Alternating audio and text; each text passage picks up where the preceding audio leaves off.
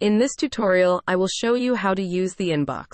You can perform a lot of actions in the inbox like enable live chat, disable live chat, mark conversation as follow-up, assign conversation to an admin, set a custom field, add tag to a contact, send flow to contact, subscriber contact to a sequence, block a contact, delete contacts, and many more. This option right here allows you to assign a conversation to an admin.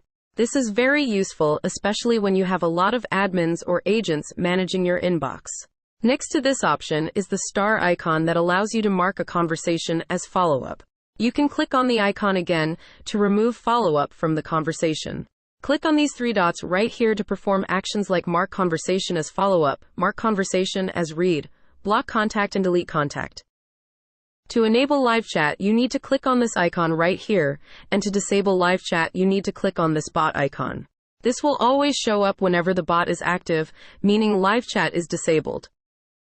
On the right side here, we have the contact information, which includes the contact picture, name, email, phone number, and many more. Also in this section, you can edit the contact information, set custom fields, add tag to the contact, and subscribe the contact to a sequence.